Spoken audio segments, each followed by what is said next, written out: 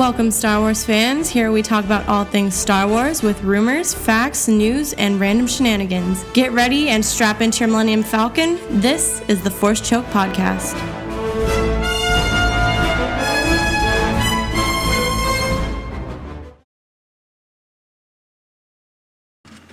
Hello, everyone, and welcome to episode 63 of the Force Choke Podcast.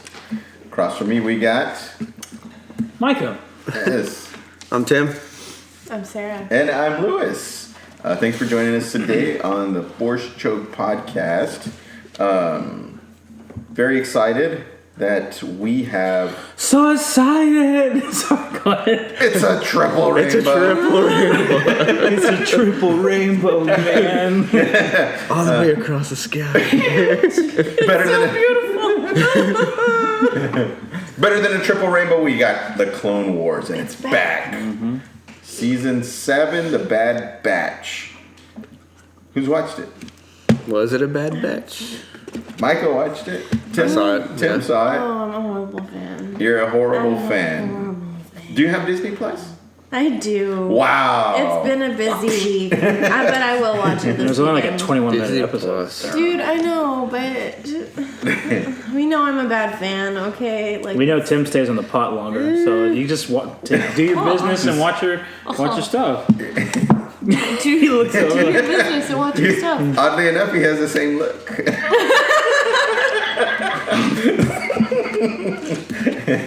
Not that I know firsthand. Of course not, no. Tim talks about it a lot. FaceTiming Lewis on the pot. Have you seen this Are you on the episode, pot again? Hold on, Lewis. I gotta concentrate for a second. Oh my god. So we're saying that you can watch Another it and do your episode. business. Okay, yes. poop We're in it. saying, Exactly, yes. within the first 5 minutes, you guys, It's a record. First 2 minutes.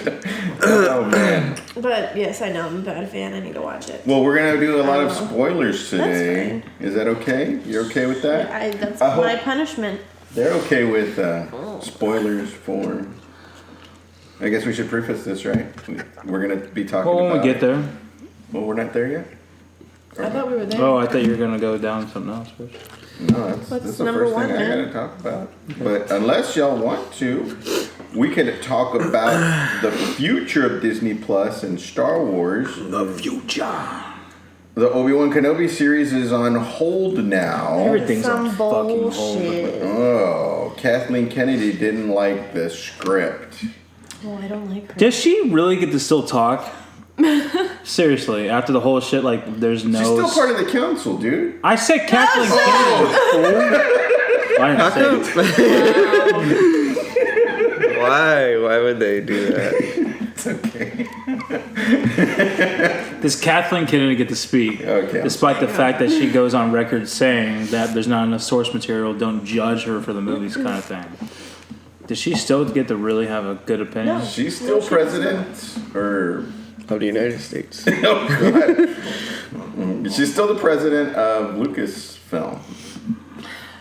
Yeah, isn't her contract coming up or some shit? Yes. Yes. Her contract is coming up in 2021.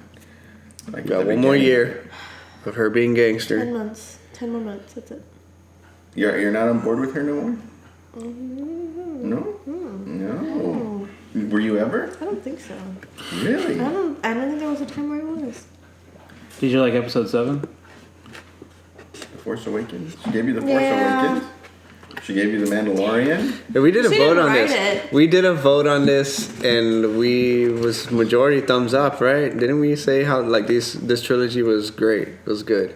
So, At the end of the should day. we revisit the thumbs up, thumbs down on Kathleen Kennedy? Oh, and then we talked about how good The Mandalorian is, and what else? Han Solo. Han Solo came I out. don't think it's so much as going forward with her as much as like who could replace her. But when you have someone like Dave Filoni and stuff, Well, why don't we do this? Is it because we know? Goddamn. Not that we know, but we think that it could be better than what we have, what we're given. Why don't we do this? Toxic fans will say yes. We've talked and we've done thumbs up, thumbs down on Kathleen Kennedy. From Tim's recall, most of us were thumbs up. On her Yeah. or on the series? It was on her. On her. It was on her. On her. I don't remember that. Yeah, because Well, you if we had haven't- this convincing argument. I remember you did. Like you spent like 5 minutes of all the great things we've gotten since she's been in there, Do we need to stop the camera for and you it two, changed. or what? And it changed my Perspective. and I was like, you know what? Actually, I went with a thumbs up on her whole reign of being president. So Reign of destruction. yeah, Well, why don't we do this? If we haven't in the past, let's do it now, right? She has about a year left on her contract. You know what she's given us from The Force Awakens on, as far as Star Wars universe goes. She's been in charge of it. She may not have made the movies, but she's the one saying She gets fun. yes, no, yes, no, yeah. She's checkmarking the boxes with an X or a check mark, right? And so why don't we do that? No thumbs in the middle. Either a thumbs up or a thumbs down. If we want like a A re-contract. a change. Oh, a change. A leadership. Oh, okay. Yeah. Darth Bane just comes in and kills I her. mean, I think she did a good job. Let's do 1, 2, 3. But it's time for a thumbs change. up, thumbs down, and whether your thumb is up or thumb or down, we'll do a round table, just real quick for each so of us. thumbs up is change, thumbs down is keeper, right? Just to be clear. Let's do it this way. No, thumbs down is off with her head, like back in the Yeah. old Coliseum days. Thumbs up, you're like, Thumbs down. She's doing a I'm good good job. with Kathleen Kennedy, what she's Okay. brought. Okay. Thumbs down is like, no, we need some change coming. Okay. I just want to do a thumbs down. Okay? Why can't I? Never mind. 1, 2, Never mind. 3. God But we damn. need. Thank you. I'm the only thumbs up. I had to. The only reason why I chose thumbs down is because of the change. Mm-hmm. I mean, I don't think because the thumbs up was for being what we liked what we got, and which I did. But I want both. Like I want the change, and I do like what we got. Yeah. I think it's irrelevant what we have in the past now because it's done. But with them trying to say we're going forward, we're having something new. This is the done. This is the end of the Skywalker era, if you will. Mm-hmm. Let someone else take the helm. Mm-hmm. You just want Dave Filoni so bad. I didn't say that. When you say want. Dave Filoni. Well, Tim, why, I worship. you gave thumbs down because It's because we can do better. we can do better. Yeah, it's good. What we got was good and It's good enough. It's Yes, Whoever will But greenlight they can do better. Knights of the Old Republic. it works, but it's been a kind of a bumpy road. You know, it's just the stuff that the fans had to go through with Han Solo stuff. That and like the stutter stepping on like new series, The like oh hey, books. we're getting Obi-Wan. No, we're not. Yes, we are. No, we're not. Oh, the writing sucks, but we're still gonna do it. Like, she's why not start out she's with more better people to begin with? worried about, not worried, but like it might not have been all her decision to say let's get rid of all these books and start with this new story. Clean slate. She destroyed like everybody in the the X generation, just like everybody's hearts. Yeah. It's just like, why would you do that to us? Yeah. This is why I don't have Or she sacrificed that for the new generation because Yeah. she knows that's where we need to invest our stories and time in. You know, they just make regular drinks. You have Yeah, no. what do you have? Do you have yours extra icy or something? He got a slushy. It's just ice. Oh, I run hot, and this is fucking with me. Keep you making your point, Timmy. McClunky.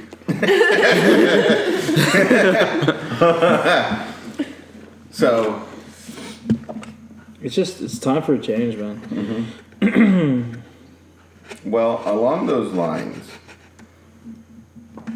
we're going to skip to number 8. Like I said, whoever will greenlight them doing Knights of the Old Republic. What? Right? We're going to skip to number 8. Sarah, will you read number 8 for me? Because I will. think this has something to do with Hold what on, we're what- talking about. Did you see this somewhere? I did.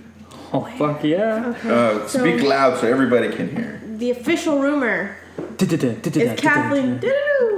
Is Kathleen Kennedy is ready to retire, and George Lucas is coming back, but only if he has full control. That's the official rumor. What do you- Official rumor. Someone has to ask him, because I think we would have gotten the answer already. Someone would have. That's a big move. Someone would have to have the guts to go and ask him. So, are you gonna take over? He would say, I'm interested in coming back, and then that would cut off all the whatever rumors that are speaking out there. Where did this rumor come from? I don't want to give the source, but because it's a shit source. Like we got this covered on Facebook. Those fucking losers.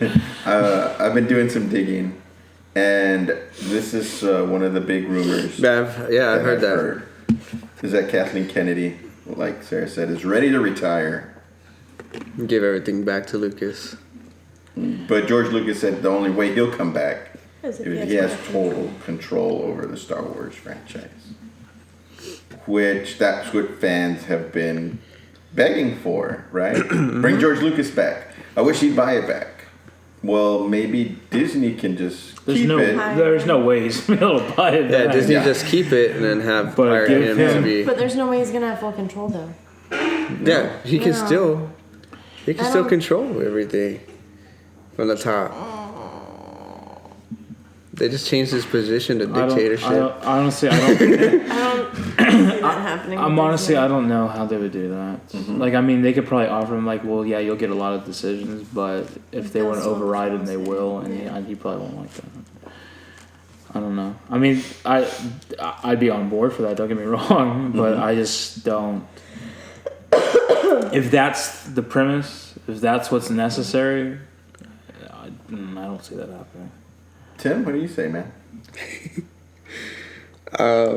We say something funny, Tim? Because it could be. I'm just thinking about all the times we've covered Kathleen Kennedy on all our podcasts. Like that, we always come back to her. Yeah. Well, remember we were kind of talking shit about George Lucas on our first episode too.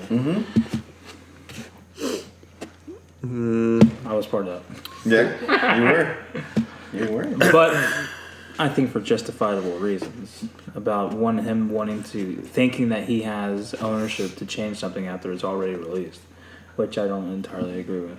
McClunky. Yes, I agree with that. McClunky to yourself, bro. Need to see more McClunky on screen. Mandalorian season 2. Insert all the McClunkies ever. Oh yeah, at the end of that video, he said. So, George Lucas, what do you think about McClunky? Oh, it's fine. I think he'll do great. Well, would you want George Lucas back, Sarah? Yes. Yeah? Seeing what Disney's he's not done. going to have full control. He's not going to. Bob Iger's going to be like, look. I like what you're doing. Who would tell him? He would be the only one, right? Because he's a chief executive officer. The executive Disney. Yeah. The only one can squash everything. Whatever, yeah. Yeah. Who knows? Maybe he's one of 3 that knows Baby Yoda's name. Oh, yeah, that's right. So maybe 3 people who know. Maybe Disney's desperate enough, though. That's because don't get me wrong, I've enjoyed what they put out, but in the eyes of probably the shareholders of Disney, with a lot of the pushback from fans, they've kind of fumbled this a couple times. That's what I'm saying, yeah. And that's what I'm saying is like maybe they're desperate enough to be like, what if we gave you full control of this? You know how they kind of like I remember seeing a depiction. It's kind of like each trilogy and anything associated to that timeline was like this new age type thing. Okay, yeah, and maybe like the new age, which could be like a phase for Marvel. Yeah. Like phase 1 of Disney's phase 2 of Disney's true control of Lucasfilm could be in George Lucas's ownership. And depending upon moving forward, how well he did with that, which would be maybe a new trilogy set with all the associated shows that they're going to do on Disney Plus. Maybe that will be George Lucas's ownership, and then they'll move forward, going from that to choose whether they want to still allow him with this blank check as far as creative ownership. Yeah. So because they need to do something. I mean, they need. The thing is, and like I said, us as true Star Wars fans, we're gonna love, enjoy, and appreciate. I mean, yeah, we may be more critical. I think as we've seen with like say Episode 8 and you know other things, but looking at the franchise in itself, them essentially trying to renew this franchise for a new generation, and with the bankroll that Disney has, and Disney's picking up. You know, they picked up Fox. They've had this, they've had that, you know, especially with the MCU and such. It's like they're probably thinking they could have done a lot better, and what do they have to do to get back to square one, you know, to move forward and reinvigorate the entire fan base, rather than have this, like, generational, boomers don't like Gen X with this and that kind of, you know, idea. That's a really interesting thought, you know. So I'm curious. We're gonna roll it back just a little bit. If not Kathleen Kennedy, and not George Lucas, who would be your hire to take over the Star Wars universe?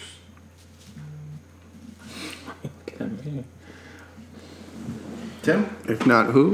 Kathleen Kennedy. If not Kathleen If Kennedy. not Kennedy or Lucas, who would you have the nod to make? Dave Filoni's the man, you know. Yeah.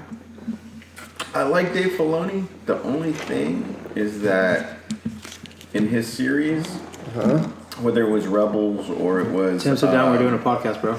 The Resistance, it was... Every, like, 3 episodes was, like, a filler episode. It's kind of like, didn't really need it. It wasn't, like, It pertinent to the was fun, story. but not pertinent to moving the story forward. Gotcha.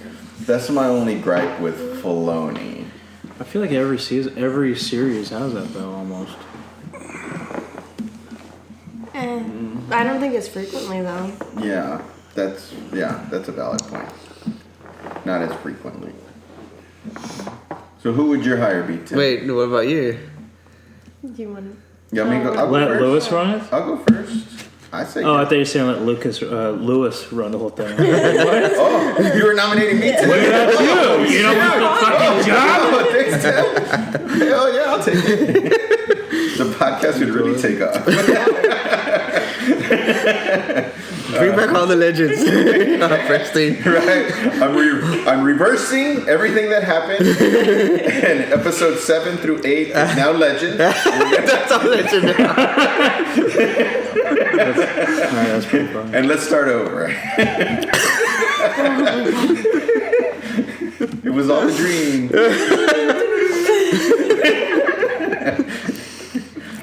I think if I could, I would give it to his name escapes me. The one that's doing the Mandalorian, right? You're not gonna say Jon Favreau, Jon Favreau? right? Yeah. Favreau. Oh, yeah. He's awesome too. Oh, hell yeah. Okay, I like I think get he out of could- here. I like that. He- Binge stories. He spinned Jon off Favreau's the the shit. entire, Did you say Tom Favreau? John Oh, I thought she said Tom. I John was Favreau. like the Marvel universe up to Endgame. Like he began. He was the start of everything. Yeah. All of that. he started, but he wasn't there Yeah, in the but trenches. if it wasn't for and all him, this. He pulls at the heartstrings. He and knows how to pioneered do that. Oh, God, yes. Just a couple scenes later. Hold on. Not really. I'm okay, sorry. I'm That's not. the wrong word. Yes. But look, he started that shit. Look at it. I'm not talking shit about Favreau at all, but he's had one good season so far in Star Wars. Are you really going to allow Yes. him to take reign because Yes. of one good season? Yes. We all here at this table believe that Episode 7 was a good movie, and that there's a lot of potential. Then we saw what happened next. I don't get it. What I I'm don't get saying the is correlation. because Kathleen Kennedy, y'all were saying Kathleen Kennedy did all this good stuff. We liked Episode 7, but moving forward, yeah, it was a director change, but Episode 8 didn't follow suit. And then we started to see other things have issue. What I'm saying is, don't get me wrong, Jon Favreau may be a great director and such, and he had a great first season. And yes, he's had great accomplishments in the past, but I'm saying, are you really wanting to settle, make your bed off of one season? Sarah? Kinda. Well, Because think about it, in miniseries, season 1 is the what do you call it? Like the shitty pancake. Like the first pancake you make is crap, but then the rest are great. That season was great. Sorry, I just thought about pancakes. How about this? But if that was the shitty pancake, imagine what else we'll have. I don't think that's a good example because, like what Tim said, Jon Favreau was there in the beginning with Iron Man, and it became what it was. But he wasn't there with all the other movies. As a matter of fact, he didn't do Iron Man 3. We can look at how Iron Man 3 was. I'm just saying, he could be a good starter, you know.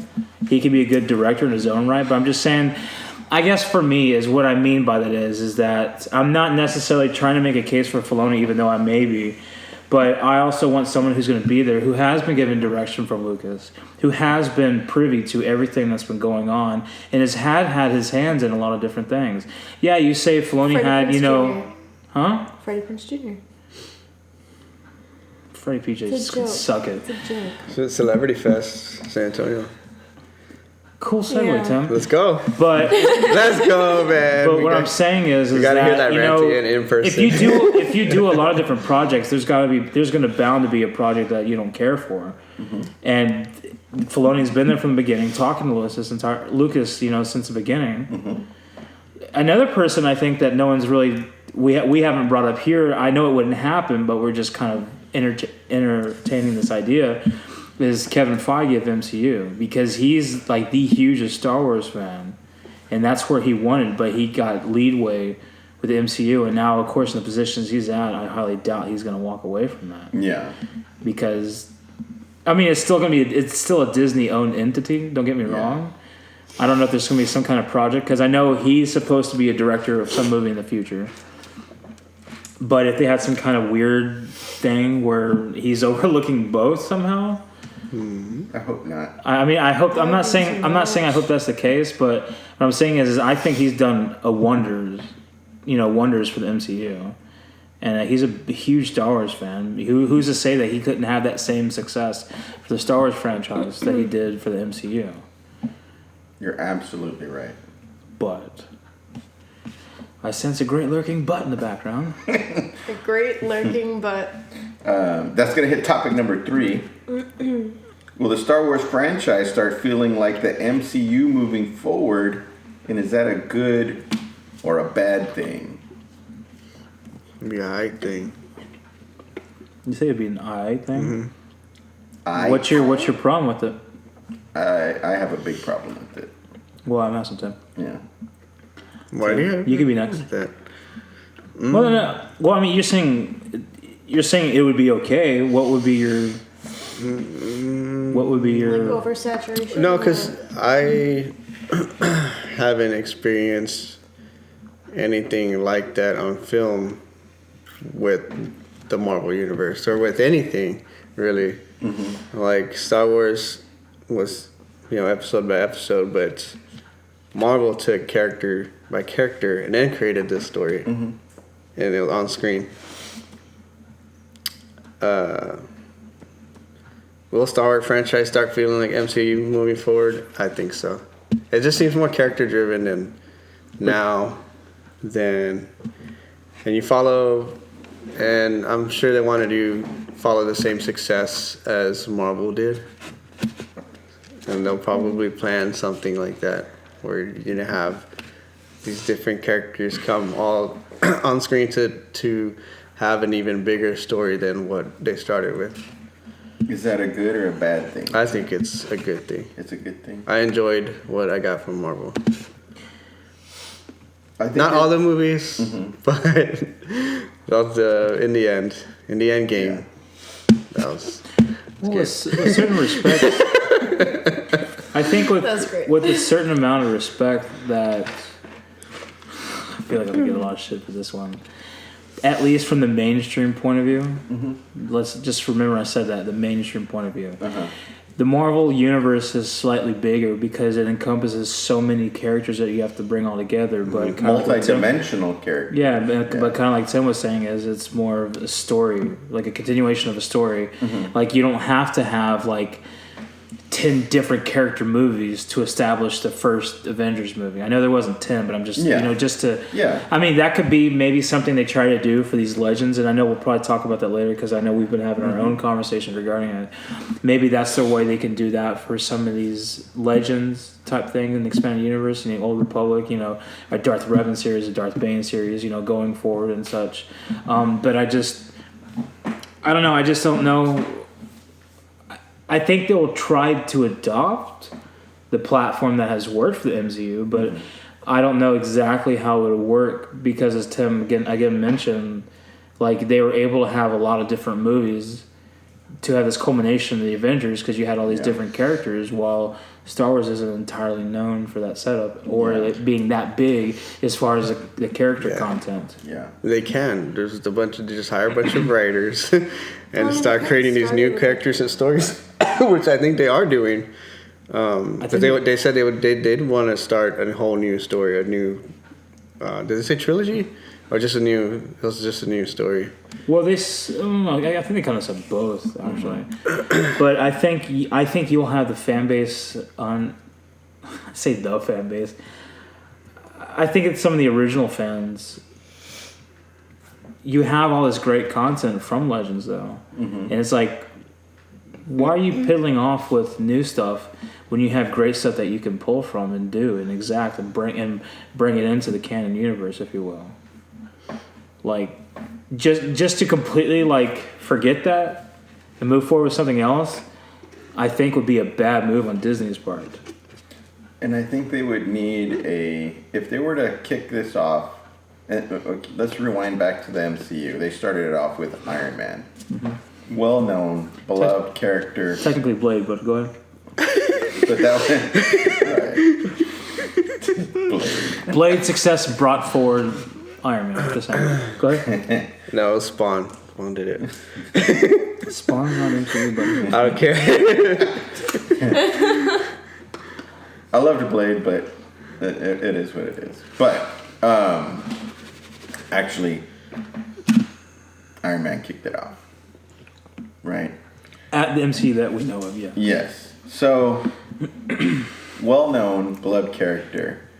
But if you start off a Star Wars movie like that with an unknown character, I think it's going to be really hard, difficult to get anybody invested. You know what I mean? A whole brand new thing like that. For the way they did the MCU, right? Okay, let's bring in this character. Yeah. Okay, let's make a movie about him or her. It's like they would have to bring Legends back then. They would have to. If they wanted to do the MCU. Yeah, they would have to, I would think. Because it's kind of then you would be like, I'm going to tell you I love Marvel and I love DC. How many of the MCU movies did I watch out of the what? How many did they make? 20, 30 something. 20 something? 28. Maybe half. Yeah. The other half I was kind of like half watching it, or I didn't watch it at all. Didn't need to. I don't care about that character. Could you imagine? And I know those characters. I've had comic books in my attic of all those characters. You care for them so much they're in your attic? I don't have room out here. Look at this place. Oh yeah, look at all the room you don't have. Well, I'll tell you this. I didn't really care if they made a movie about Ant-Man or the Black Panther. You know what I mean? I really didn't. It didn't. They really weren't that. They were okay. You know what I mean? And now you're coming in with, let's say, new characters, totally new. And if somebody's not invested in them, they probably won't go watch them. It's kind of hard to sell a story that no one knows. Yeah, exactly. Yeah. You know what I mean? So, and that's why I think they would have great success if they went back in the time, because in the Star Wars universe, in the Star Wars universe, yeah, because some of these huge things that have happened. Sorry guys, I think Nate's trying to get a hold of us. Oh, okay. But you have all these great things that have happened. That people do know, and that I know some of the fans, they've been wanting it for a long time. Yeah, and they could pull an MCU move doing that, because they have different. I mean, they have different series inside of each other that even then some of them probably could kind of cross over and such. Yeah. I want to stop you there real quick, Mike, and we'll come back to what you're talking about. I'm going to ask you. Because Keanu Reeves as Darth Revan must happen. Sorry. We'll talk about that. So I want to talk to you or ask you directly. Being a horrible fan of Star Wars. I mean, you're not wrong. Okay.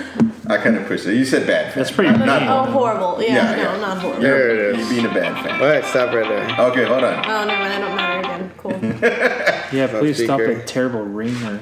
Nate. No. Who's there? Hey, partners. Hey, man. Hey, buddy. What's up? Hey, Nate, how's it going? All right, everybody with the Force Choke podcast is listening. This is Nate. He's one of our leads he is the lead for the TikTok platform. So, Nate, thanks for being with us, man. Yes, sir. Yes, sir. What's going on, guys? What are we talking about? So right now, what's the topic you got, Lewis?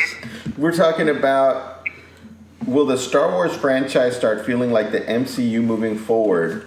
And is it a good thing or a bad thing? And I was about to ask Sarah a really critical question, and then we'll come back in with you, Nate, okay? All right. Okay.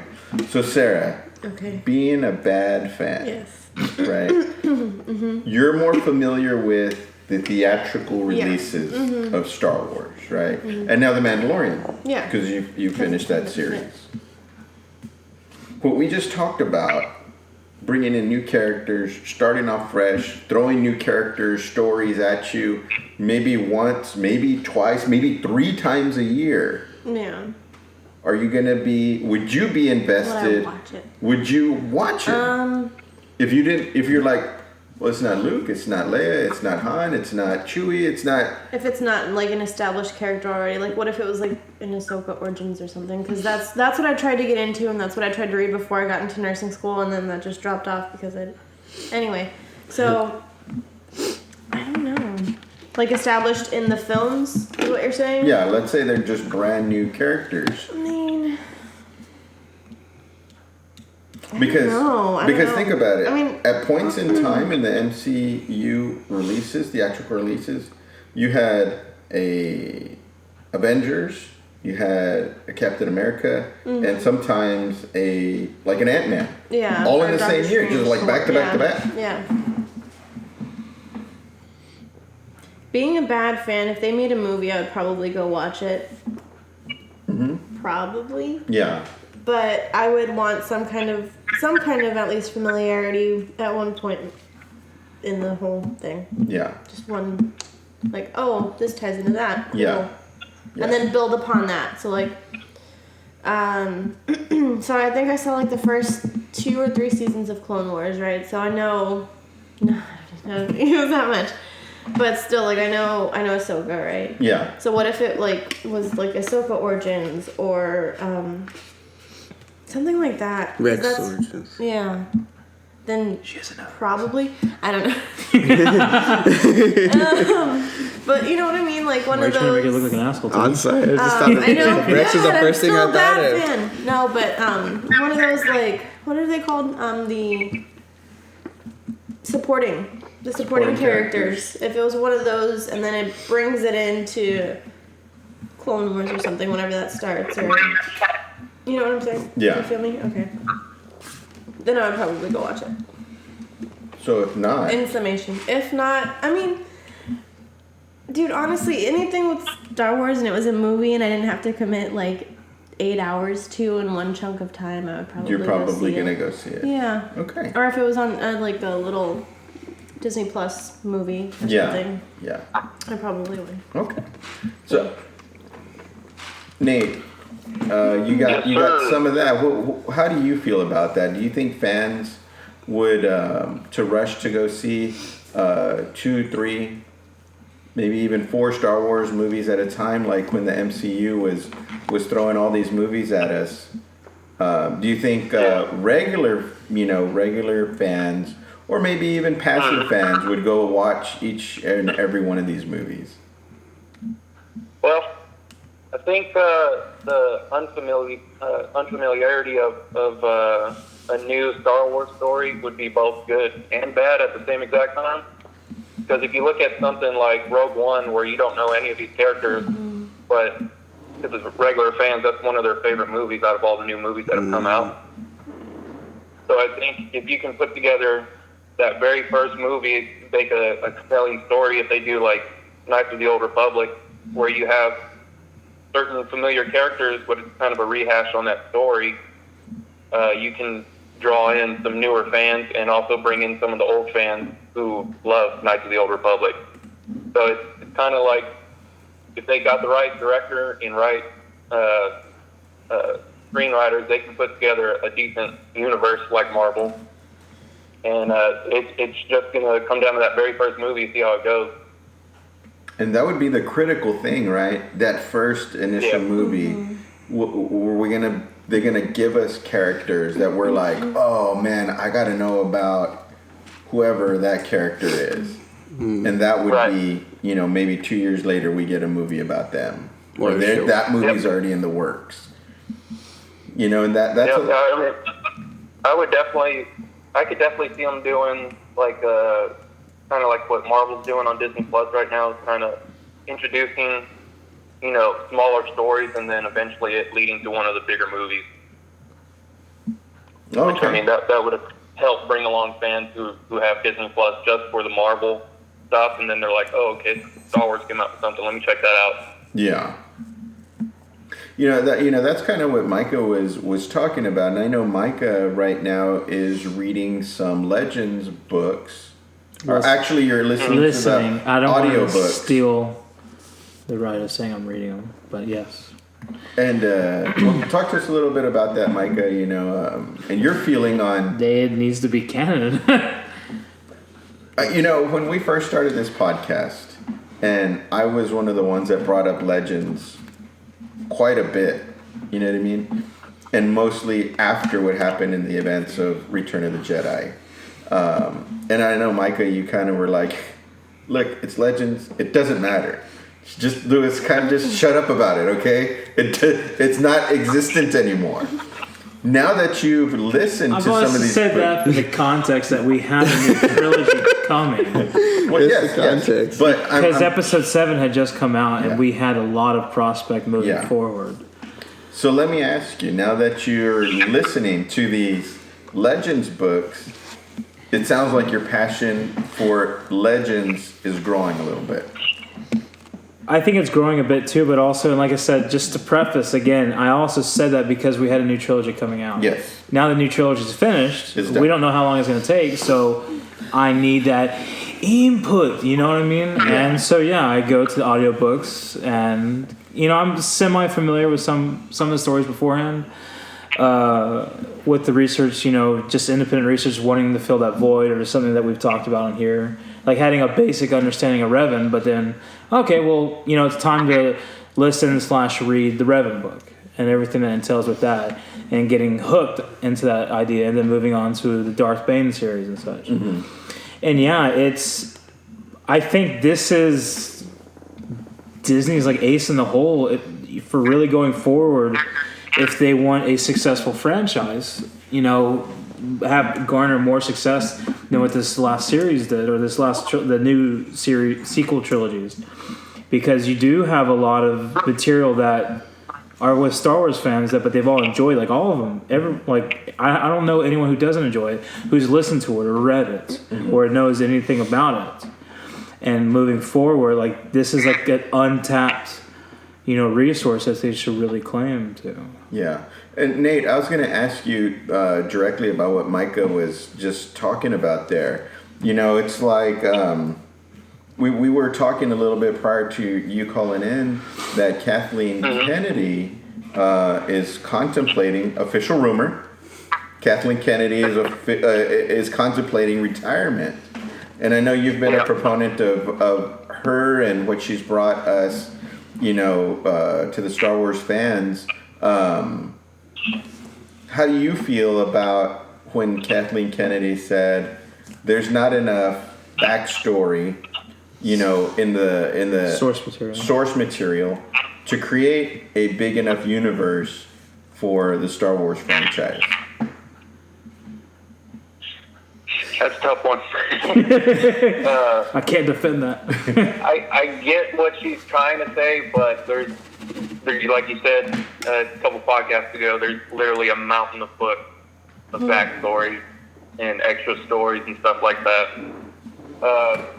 I can see with them, retconning a whole bunch of stuff and them wanting to be kind of like stand out on their own, not relying on books and stuff like that. But kind of a backward statement when you have those mountain books that they still pull from every now and then. Yeah. So, like I said, just moving forward, I think the best thing to do is take those same characters and kind of what they're doing, kind of like adding to their story or rehashing their story. And moving forward, if she does leave, then I'm advocating for either Kevin Feige to take over or Jon Favreau. Those guys know how to forget make about a Kevin story. Feige, man. Yeah. Bitch, I mentioned it earlier. Now, You stupid Now, asshole. Did someone mention this? you know what? This. You're talking about Kevin the whole Wait, time? wait, no, wait. I'm going to sock you in the Nate, face. Nate, this is Lewis. Nate, that was a great idea. There was wonderful idea. I'll tell you what. This is your fifth appearance, unprecedented from anybody else that's been on the show. This is your fifth appearance on our show. Call in. Yes, sir. That's the best idea I've heard today. I'm just messing with Micah because he was talking about it earlier. No wonder the dark side's gonna slash you all you fuckers down. We're basically discrediting his saying that and giving that to you is what we're doing. Yes. No, but I don't think you can discredit me, Tim. You don't even hear that I said it. I didn't. Sorry. Did they acknowledge what he said and then acknowledging it when you said it? And this is gonna move us forward. And so Nate says, Great idea, by the way, Nate. Congrats. Wonderful. Thank you. And so this is not only for Nate. This is for all of us. Maybe Nate can kick us off with this next question that I have. So now that episode 9, we've seen it in the theaters, right? Yep. The theatrical hiatus has begun. What are you doing to cope now that the theatrical hiatus has begun for the Star Wars franchise? Are you rewatching Rebels? Are you watching the Clone Wars? Are you rewatching Mandalorian? Or maybe even Star Wars Resistance, since maybe one of us hasn't seen it, or any of us? Are you reading comic books? Are you reading the novels? What are you doing to cope with the hiatus until the next movie arrives? Well, my family's been watching a couple episodes of Clone Wars here and there, but mostly Paw Patrol at my house right now, so that's how I'm dealing with it. Watching Paw Patrol. Paw Patrol it is. Star Wars edition. What Star Wars? We need a crossover. Paw Patrol crossover. That's funny. Yes. With the MCU. That's too funny. So, and Micah, you kind of mentioned that you've been reading. I mentioned this one. I just want to make sure. Yes, you've been. Well, you mentioned you were reading. Well, maybe I did. I mentioned it. That was a great idea too. That you're reading some of the Listening to the audio books of Darth Revan and Darth Bane. Yes. Right. I did the Revan book, which is, to my understanding, one of 4 of the Old Republic book series. But I'm gonna get back to that. But I started Bane, and I think I have an hour left. I only got a couple chapters left of his, and I know I'm gonna continue forward with his. That's the first of 3. I think this one's called Path of Destruction, or Path to Destruction, and I'll finish out his series and then work my way back to the Old Republic stuff. Mm-hmm. But I mean, just from the books alone and some of the stories I've heard inside there, it's they have so much insane shit, Force powers and stories that they talked about in there in itself. You could, an example, and I mean, hopefully for someone watching this, I don't know, maybe Lewis will capture what I'm going to say now, other than the conversations we've had. But like I was talking about Emperor of the like Sith Empire in the Revan book, Vitiate. It's like that could be like your Thanos level villain. Comparing it to the MCU, obviously, like if you did this and had some of these stories, like you could probably even carry that book and treat that as its own storyline, and again have these huge, crazy like boss things that you could probably make stupid money off of. Because redoing that, bringing back Legends back to canon, because we're talking about before the Battle of Yavin. 4,000 years, I think, or 3,000 years. For Revan's story, if you will, before that happens. So it's not like you have to change a lot. It's not like anything that happened at that point, even if it's Legends, would affect anything in the current day Star Wars. And even then, I know as I talked with you, Lewis, they could even reintroduce it as like a Star Wars Legends title. Like this is a Star Wars Legends movie. So kind of like, I think you had a really, and I'm giving you the credit because you said this, where you could kind of start it off like it's almost like kids are talking, like almost like kids are talking around a campfire kind of thing of a Legends, and that could bleed into the actual story. Yeah. So they don't even necessarily have to be canonized if you didn't want to go that route, but you can still make the story and follow the way the books were. Yeah. Because I think that's going to be another thing is if you choose to canonize this, but you want to change shit up, because don't get me wrong, like I know the MCU, like there's a bunch of different versions of Marvel. Yeah. Like there's this version of Spider-Man, this version of Spider-Man, this version of Spider-Man, and then now you have the MCU version of Spider-Man. His introduction is going to be slightly different from the comics. But if you reintroduce these books and you have a lot of variation, I think that would be slightly problematic. If you call them Legends, or even if you recanonize them, because depending upon what happens there, it will alter so many things that you couldn't have the modern day Star Wars. Yeah. But seeing all the all other Star Wars fans that have listened to this stuff or have read this stuff, outside of us, and just the other information that I've read, like on the internet, like it's such a huge untapped resource. Backhand, kind of like what Nate was saying. Like Kathleen Kennedy's like almost like backhanding the fans. I think he said something like that by not acknowledging, this material. It seems like it'd be like the first thing that the Star Wars should do moving forward, because you're gonna do this book sales. You're gonna have all the stupid money that you're gonna make from the movies, but reintroduce book sales for these stories and such. And you're going to bring back all these fans back to the fold, like, okay, they're doing this right now. Yeah. I don't know. Well, I'm curious what you're doing, Tim, during the hiatus. I have only seen, so I saw the first episode of the Clone Wars new season. And I haven't seen any of the other seasons. Yes. So it's just going in fresh, watching this new episode. Like, I thought it was good. Yeah. So I'm definitely going to continue on the season, see what happens. And then I've also seen, again, The Force Awakens. Okay. I'm thinking about watching that trilogy all over again. But I really like that first movie. The Force Awakens? Mm-hmm. It's good. It's a good movie. But that's, as far as, after the latest theatrical release, like, that's all I've seen. Yeah. And I haven't read any books or anything like that. Sarah? I haven't done anything. Bad fan? I'm a bad fan. But no, we have Disney Plus, and I'll probably check out the new Clone Wars season. Probably? Probably. Have you seen Rebels? No, just that one, the last episode. Oh, okay. Yeah. I'm just in the last episode of Rebels. Yeah. Yeah. Resistance? No? Bad fan. And I might be able to have time to read that Ahsoka book now. We'll see.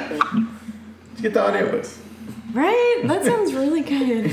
We watch Star Wars. Well, that's the cool things with the Star Wars audiobooks, because they'll add in like sound effects and stuff, and it really adds to it. And you're just like, ooh. No, it really does. Like it's not just simply like them find it. reading, you know, Is the print off of it. Like Yeah. it's Wait, like they include sound effects? Yeah. yeah, dude, it's fucking Not just awesome. him making a noise, like they actually have. No, like an example where they had Bane fighting like one of his like masters from the academy. His name was Kasim. You hear the lightsabers? They talk about like as you know he's getting cornered, he has to you can hear blast through, and they're familiar sounds too. And they're like, oh, he has to blast through the doors so he doesn't get cornered. And you hear like sound effects that you would hear in the actual Star Wars movies themselves. And every so often, if you have this moment like Bane just kind of gets into this really crazy sequence, you hear like a dark-sided soundtrack in the background that you've heard from the movies and stuff. It really just kind of like Colorizes envelops the you, page. allows you to get into the story, and it just really kind of adds that extra layer. So you're just really in there, like, oh fuck, what's Bane gonna do? You know, like it's nuts. Yeah. I don't know How if do any you- other audiobooks have done it, but I highly recommend it. How do you get to that? So what? How do you access that stuff? I'm using Audible. Oh, okay. It's like The app, right? they have an app. It's Amazon owns it, but it's like I think $14.95 a month, and it gives you a free credit. That credit can be used against any book of any value. And then if you choose to buy a book and you're a member, it gives you like it's like 20% off or 50% off, something like that. I know the book is supposed to be like $35, and I've been buying them for like $23. Okay. But then when the credit comes back, like you can use a credit to get a $5 book. You can use a credit to get a $50 book. You know. Cool. But it's all there. It's saved. You own. You know. You like, and it downloads like super quick to your phone. So I guess even if you don't have internet access, like you can listen to it. Yeah. That's cool. And this is I listened to 2 books before getting into the Star Wars books through the audio aspect of it, the audiobooks aspect, but I've never heard of any audiobooks really having that extra level of Like sound effects. like sound effects and such that really just like I said, it just Immersion. like you really like it's a huge immersive experience for me because it's not just simply hearing words and how they're, like enunciating certain words or trying to really emphasize something. It's like you're hearing sound effects like, oh, fuck. So then that's That's through nice touch. Audible. Not sponsored, No, just but if you want to. Audible.com, owned by Amazon. And so I'm actually reading the Rise of Kylo Ren comic book series. Oh, the little picture book. It's called a graphic novel. they're not dolls. So they're not pretty pictures, they're dark pictures. And that's really interesting. Put up an article on our website about issue number 1 of Kylo Ren. So if you want to check that out. I'm curious. You said you have Disney Plus. Mm-hmm. Are you dropping it anytime soon? No, because I don't pay for it. What if somebody else did? Not pay for it or dropped it? Yeah. What if you did Well, pay it for it? comes Would with you drop it? Hulu, I think. And Something. Spotify. And Spotify, And Spotify. right? Okay. He bought it too. Oh, okay. I have 2 sources. Free with Verizon. You're gonna drop it? I did. You did drop it? Oh, Oh, we have a drop. Is there someone off screen here? No. That's so weird. Well, yeah, Talking to Nate's right myself. there. Yeah. Nate, Okay. do you still have Disney Plus? Of course. He's got a kid. Is that where you get Paw Patrol? I don't know. No. He's like, oh, that's another subscription. That's more money. The Mighty Duck series. Oh, yes! Oh, that's gonna I've be- watched dude. that already. Coach Bombay coming back. Oh. He's coming out of retirement. Oh, yeah? Yeah. Oh, What are you talking about, Sarah? I was talking about the movies. I already watched the movies. But when is the Mighty Duck series coming out? I don't know. I think they're working on it right now. I That don't know. and some more Rick Moranis. Because I was like, Emilio! Emilio Estevez, the Mighty Duck Man. Stuff coming out for me to drop it. well, I'm sorry, say that again? There's too much stuff for coming out. What do you say, Nate? I said there's too much stuff coming out for me to drop it. Ah, okay. Well, that makes sense. And there's also like older Disney stuff on there too. Like we started watching Even Stevens. Mm-hmm. Oh, that's funny. Oh, I thought you were talking about like the old school Mickey Mouse one that says it's okay to kill yourself. It's like, No, Even not that Stevens. one. It's hilarious. it's hilarious. Even Stevens. He Yeah, said Even Stevens. Even Stevens. That's Funny. Oh, Yeah, that was, But no, like whenever Whoa. I was on break from school and before I started working, I binged Lizzie McGuire. Like really, really embarrassingly binged Lizzie McGuire. And you didn't watch Great. Star Wars stuff that was available that you hadn't seen? You know, I hadn't said This she was. was in December. I didn't say she was a bad fan yet. Is it my turn? You can say it. I'm a bad fan. I know. It's okay, CGI puppets. So moving forward, God damn it. Nate, what is? You said there's a lot of content on Disney, and they're going to be adding more stuff. It doesn't have to be Star Wars related, but what interests you the most that they're going to be putting on that we've heard of in the Disney Plus stuff? Probably just all the MCU stuff. They've got, 3 series coming out this year, and then 1,000 more coming out the following year. Their timeline is ridiculous. It's gonna be something. Their every timeline month. is crazy. Yeah. It's what is it? WandaVision. What if? WandaVision. No, what if's not coming out till like 2022. It's WandaVision, Loki, and Winter Soldier. Yeah. Winter Soldier and Is What If animated? Winter Falcon. It's animated Yeah, series. what if it's animated? Yeah. Because you know how much money it would be Yeah, to bring all those characters back and the actors who played them and such. That'd be crazy. Now the actors that will be voicing them. But they can do that in separate studios. Having said that, rewatching the end of season 6 of Clone Wars, waiting for season 7 episode 1 to come out last night. That was I didn't realize they actually got Liam Neeson to voice Qui-Gon Jinn. You did? Oh, because you didn't watch it prior. No, I didn't. Well, what I'm saying is because you don't have Hayden Christensen voicing Anakin Skywalker. You don't have Ewan McGregor voicing Obi-Wan Kenobi. You don't have the same actors voicing the characters in the seasons, but I am 90% confident that was Liam Neeson voicing Qui-Gon. No, it was. Yeah. Well, that's what I'm saying is you don't really have that for any of the other ones. And I think it's because Because he was part of the Force. You didn't see a physical. Well, he did, but he didn't. And I think that was because they probably asked him to do a couple of lines. It just didn't take very long. So I think he was okay with it. Still appreciate it. No, yeah, absolutely. I appreciate it as well. It was it brought so much more to the character. You know what I mean? Hearing that his Do you know who Qui-Gon Jinn is? I know who Qui-Gon Jinn is. They used his voice for season 7. No, it's the ending of season 6. Oh. It's when Yoda is figuring out about the living force and. I don't. Okay. Well, you see Qui-Gon also when they take that trip to Mortis to see the father, the daughter. Oh, that's I mean, it's very, very yeah, brief. it was real brief. Yeah, very brief. Because he's talking, but they didn't believe it to be real. Yeah. They just thought it was a manifestation of their own minds. So, do you know what Mortis is? Oh no. she doesn't. No. It's okay. They were supposed to put it in episode 9. Did you know when the son for the father, son, and the daughter, the son represented the dark side on Mortis? Did you know? I forgot who they ended up. What it ended up being. I hadn't seen the episode in a while, but it was supposed to be Revan and Bane talking to him. Oh, really? Yeah, rather than. Where did you hear that? There's a video actually on YouTube where they started some of the animation and you could tell they stopped midway through because they decided not to go through with that. I guess because at the time they didn't know if the characters were technically canonized. The concept art.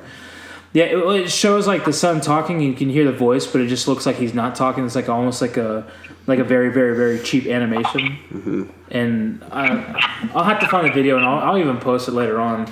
But I don't know. Does that mean that they would have been canonized sooner? Possibly. But I just kind of I guess, especially now getting definitely more information other than just simply knowing about it, but actually now knowing it, not just simply about it, that how it's these things are intertwined, because of the stories and stuff. And I'm like, dude, the fucking stories already. Yeah. And this is gonna lead me to Keanu Reeves is Darth Revan. Sorry, that's the second time I said that. It's okay. I know. Nate, what do you think? Keanu Reeves is Darth Keanu Vader. for Revan? Keanu Reeves is Revan. I'm 100% down with Keanu Reeves being anybody. Are you okay with him being himself? Yeah, that's perfect.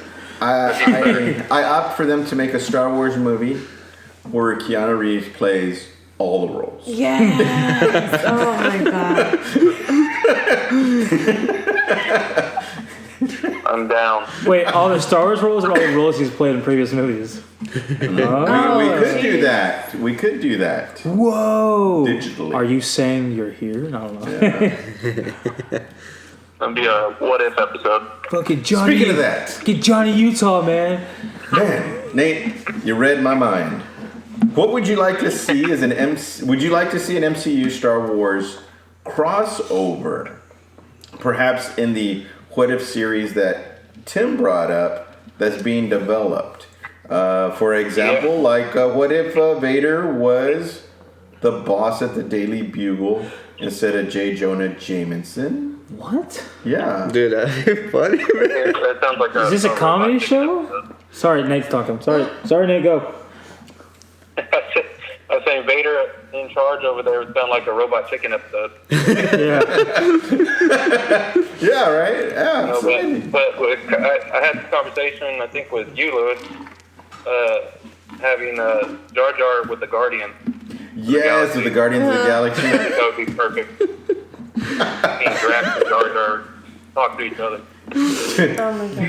Who do you think Jar Jar would befriend Jar Jar from the team that we know that's the Guardians of the Galaxy? Drax. Yeah. Maybe.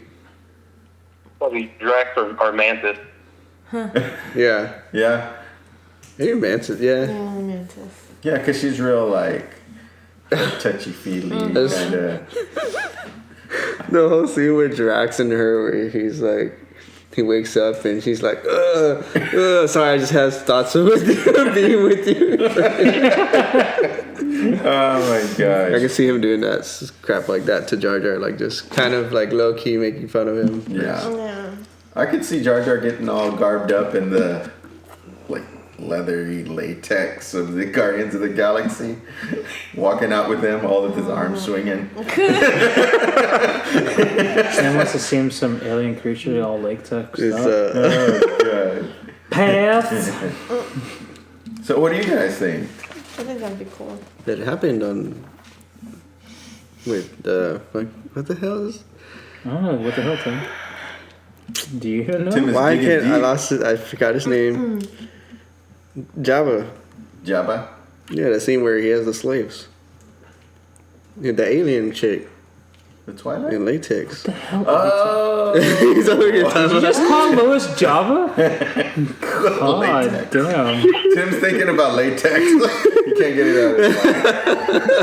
out. All right. Speaking of things that we want, Tim brought up a really great point, and it has to do with Sonic, not Sonic restaurant, but Sonic the Hedgehog is doing really great in theaters because, as Tim stated, Online bullying. they gave the fans what they wanted.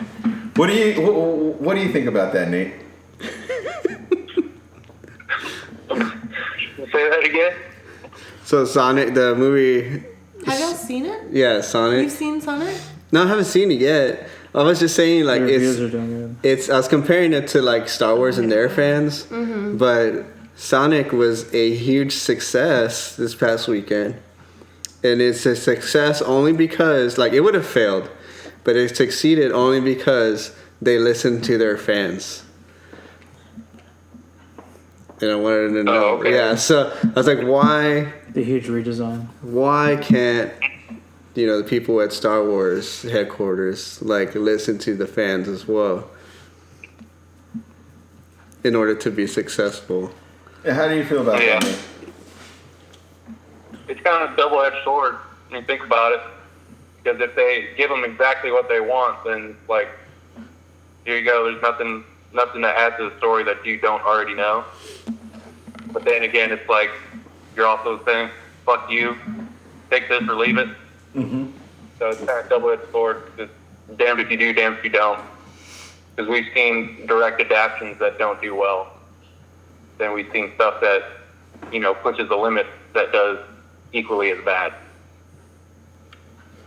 Well, we know that Disney cares about money. Well, And they don't care. I mean, they're great with coming up with something that's originality. It's there. Like, that's what they put their stamp on the movie. This is Disney, right? And it's like their movies go out, and these movies are made only for the love of, you can watch the movie, have fun watching it. It's a great movie. It's made by Disney. At the same time, they care about money. They care about making billions of dollars putting out these films. That they don't care about awards like the Oscars, the Golden Globes. Like, they don't care about any of that. They care about money.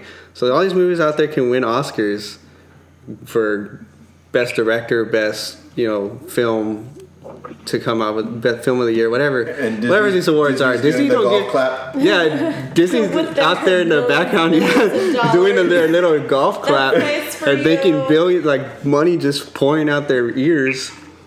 They don't give a damn. But Yep. they're successful because what's up? I'm not saying that this has a lot to do with it, but there's two different things to the Sonic thing. Yes, there's what I would call online bullying that was successful. They didn't know what the movie was going to be. They didn't know what was going to really happen in the movie. The thing that they changed was simply how Sonic looked. So what I'm saying is, That's very important, though. It is very important. Image, to a character. It is very important.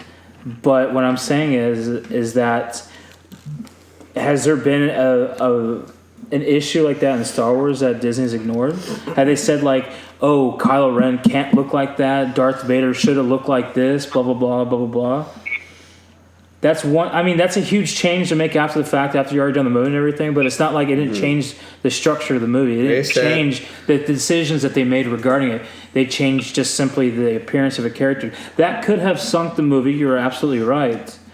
But how far do we listen to the? Yeah, I know. I say I want this. You want maybe something a little bit different. Y'all probably want something a little bit different. How much do you listen to the fans, though? Is what I'm saying. Because if you listen to the wrong fans, you will submarine the entire new movies too. Because you listen to those toxic fans, the ones you can't appeal to, the ones that'll never be satisfied anyway. Sometimes there's concessions that you should be made, especially like the Sonic thing, because it wasn't redoing the entire movie. It was essentially digitally editing this character and somehow copying, pasting it. But that didn't change what happened in the movie. It's still cringy either way. So How's that cringy? the look of Sonic. The way Sonic The looks first one is was, still the second one- cringy either Yeah. way. No, it's not. It's still The like first one was terrible. It looked like he was like on drugs. Like he just took a bunch of meth or some shit. Okay, hang on. Because I wanted to look at the difference because I don't care to see it. I don't Okay. really want to see it. But the posters and everything, it just looks cringy either way. Sorry, add. I get you, but I mean, I just think it brings up a good, interesting point, though. Is you have to listen to fans, but how much can you listen to fans? Are you listening to the right fans? Are you listening to fans that you can appease? And how much in listening to fans are you changing an initial story that you had? Mm-hmm. But they If also you have, changed like- directors too between 8 and 9. Wasn't that kind of listening to the fans in a way? No, because the director for 9 backed out. What were you gonna say, Nate? Fair enough. I think. No, you're good. If hundreds of thousands of people are going out there and saying we don't like this before the movie even comes out, if the possibility is there to make some changes, make it. And then let the movie come out and be successful. Do those changes then alienate all? You talk about hundreds of thousands. What is the percentage of that? If you're like, the total already audience? doing a trilogy and you're going into the second movie, then you're sorry, I can't make the change. We have the story built. We got to do this. If you just haven't started the trilogy yet and you're on that first movie and you see something in the trailer or those images they put out there you really don't like, and not just you, I'm talking about thousands and thousands and thousands of other people are out there like. But you forget and that some the so movie's passionate, going to screaming, yelling the millions same and thing. millions and millions. Millions and more. Yeah, so millions more are coming out. saying they don't like it, they're gonna lose a ton of money. Not saying like Star Wars is coming out with these bad movies, but if they just do, they could just listen a little bit more to what their fans are saying. Again, what I'm saying and is, make those changes. It doesn't have to be as a big change as Sonic. Sonic was like a big change that was necessary to have to. It was a first movie. But if they could just make those changes, small changes even, but to make the movie just that much better. Sonic is like, I think, very much... It's story versus character design.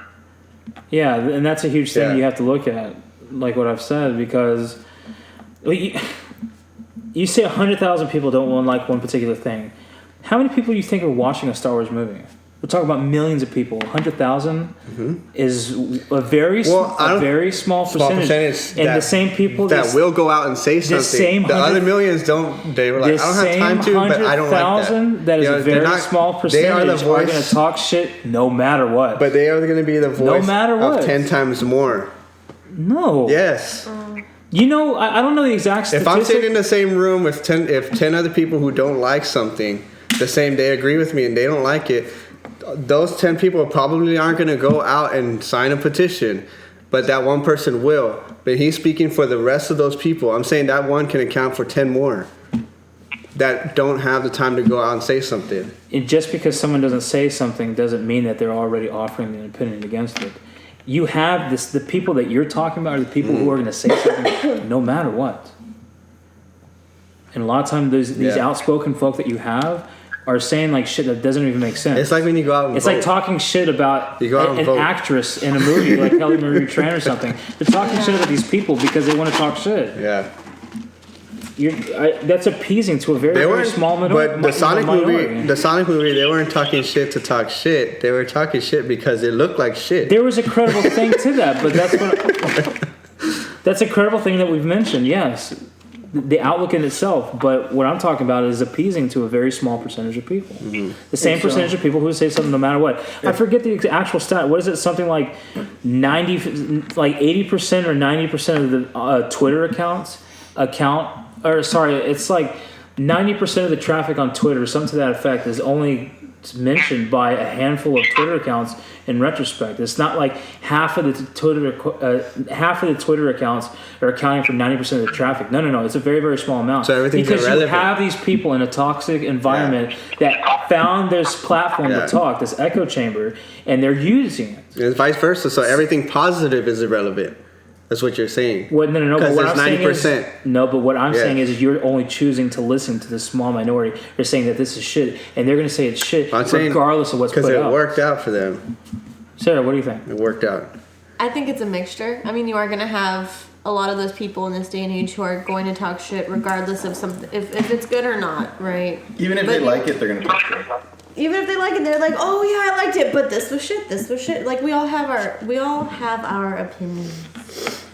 But when our opinions match, when it's the vast majority of people thinking it's crap, it's probably crap.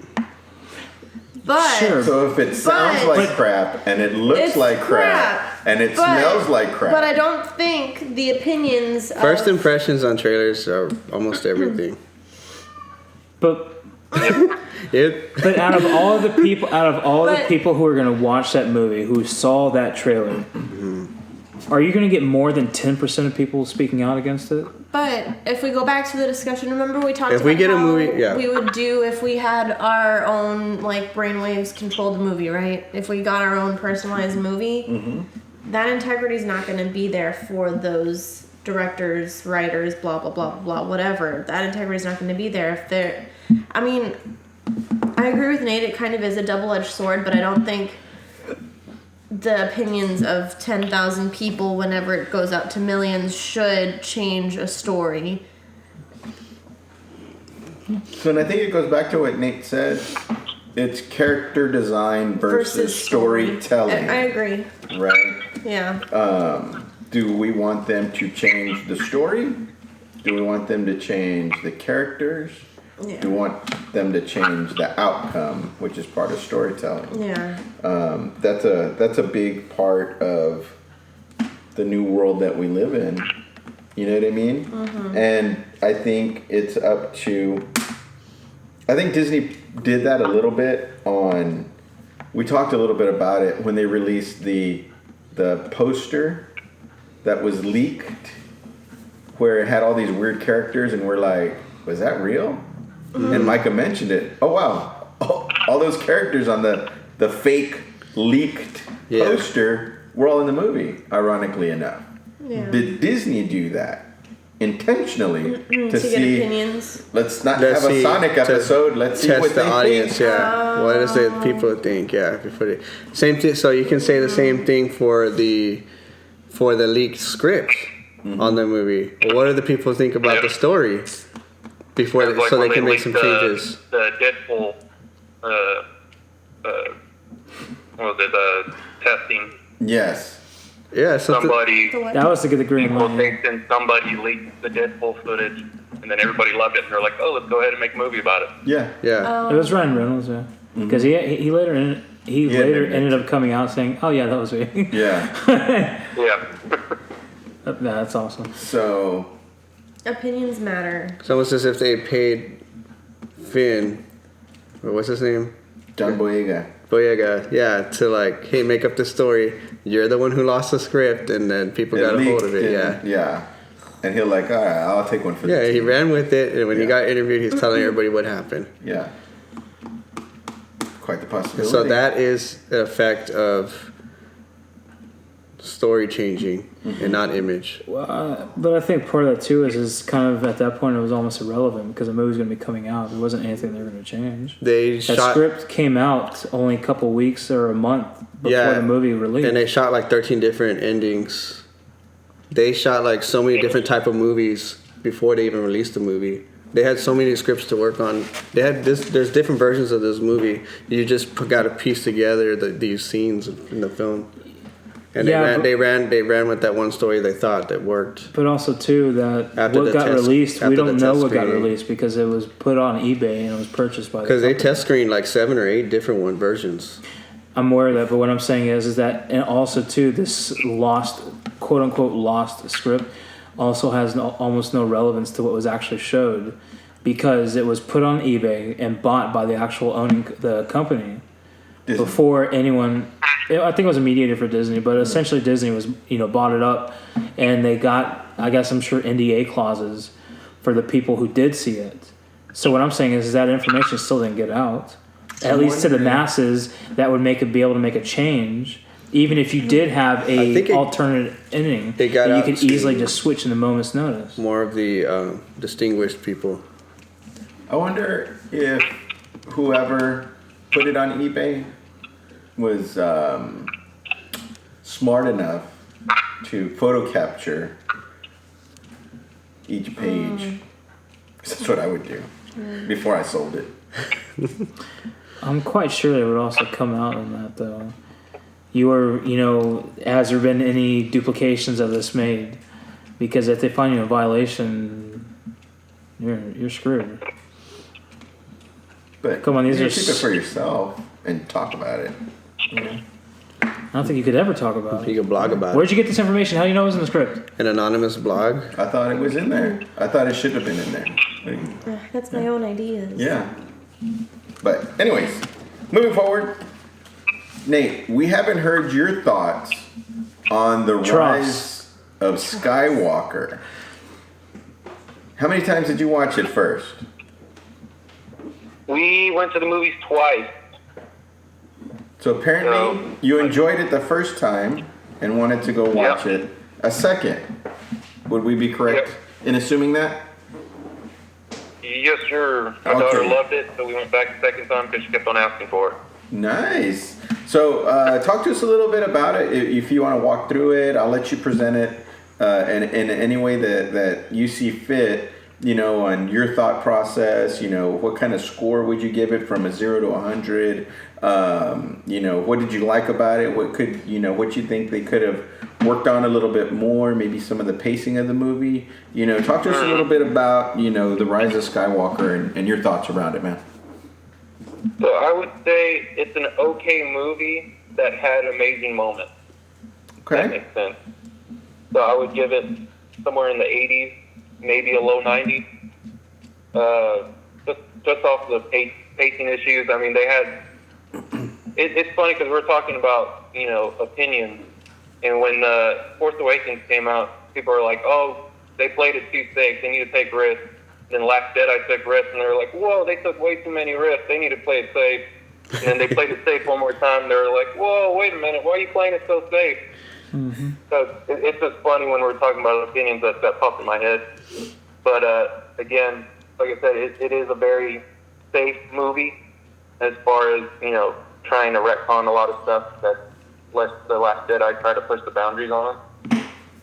I was telling my wife when we first watched it, I was like, man, if you didn't pay attention to the crawl, the opening crawl, you have no idea what the first 20 minutes were about. When you're like, wait, why is Palpatine chilling over here in this weird pyramid place? What's going on here?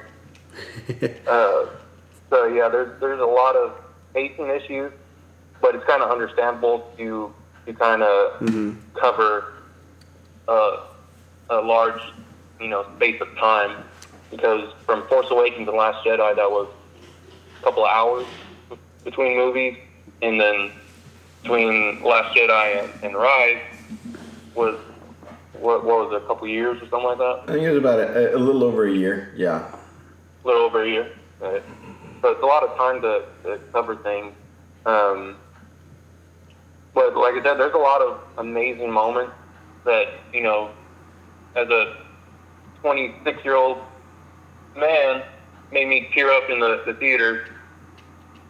Having Lando show up, seeing the kind of tip of the hat to Carrie Fisher.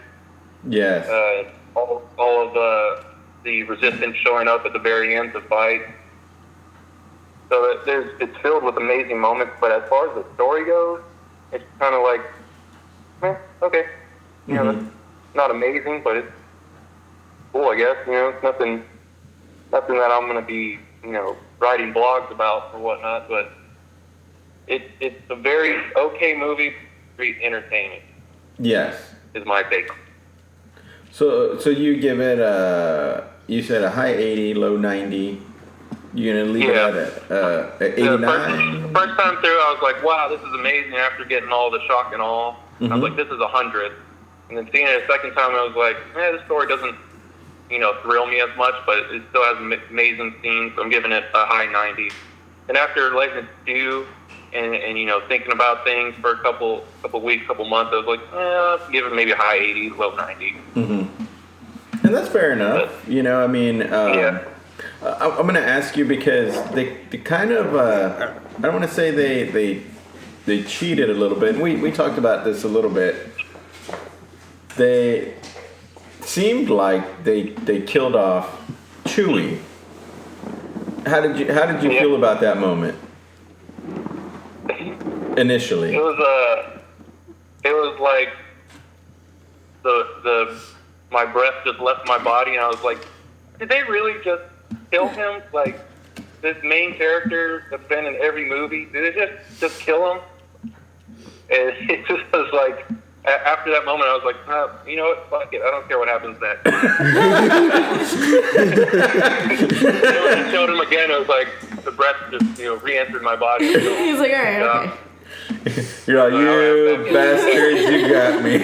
But for that 10-15 minutes in between, I was like, you fuck this movie. I don't give a shit anymore. But as soon as he came back, I was like, oh thank God, okay, let's move forward. That's hilarious. I don't want to say I felt like that, but I was saddened. You know what I mean? But yeah, that was a big moment for me, and then when they brought him back, I was kind of like, okay, we're good now. We're good. Everything's fine. Yeah, just kidding. Yeah, we're good. Let's go. Yeah. Oh my gosh. So we all, I think Sarah, you gave it the highest score, right? 94, 95? I think I gave it a 95. Yeah. Somewhere around there. And I think Tim gave it the lowest score out of the group. Was it 90? A 90 even. And that's because I think he says that he likes it the best out of all of us, but him being Tim was the most critical of it as well. Most critical, So it sounds like Tim was kind of on the same thought pattern as you. I think he really enjoyed the movie, but there's so many great moments, but then I just like I can see so many bad things happening. Yeah, Yeah. and it's I would tough. give it. I would just put it at 93. I'll give it 3 extra points just for Babu Frick. Just for who? Babu Frick. Ah, Babu Frick. Yes. Babu Frick. Oh man, yeah. There was they introduced some cool characters, interesting ideas, right? Horses running on the Star Destroyers. How did you feel about that, Nate? I know some people are kind of mixed feelings about. Wait, we have space horses running on Star Destroyers. Yeah, it's like I said, it's okay. I wasn't head over heels or not pissed off about it. It was just, oh, okay, that's what they got now. Okay, cool. Yeah. Nothing where I'm like, oh, it's amazing, or oh, that's stupid. It's like, oh, okay. That's how they're doing it this time. Yeah. Interestingly enough, out of this sequel trilogy, and I'm asking everybody, or I want to get everybody's thought process on it. We only really got one lightsaber battle, which was in The Force Awakens. No. Right? No. Which is the second one? Rise of Skywalker. Rise of Skywalker on top of the Death Star, the water. Yeah, but that was, that was so brief. Dude. It was really good, but it was so brief. I didn't really I was like, it wasn't like, I don't know. It counts. Okay. It counts. So we got 2. We have 2. Wait, are you not counting Snoke's throne room? No. Because they really weren't fighting I each really like other. this battle. No, It wasn't a lightsaber It wasn't battle. lightsabers clashing. It was against other.